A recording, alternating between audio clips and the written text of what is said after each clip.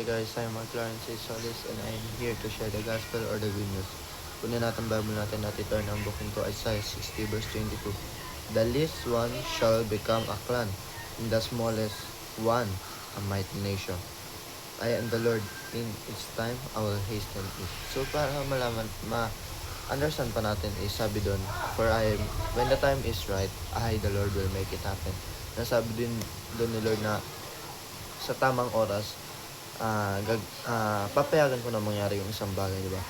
Ang kailangan natin is maghintay tayo, magkaroon tayo ng patience and we need to be still. Sabi na nga sa Exodus verse 14, chapter 14 verse 14.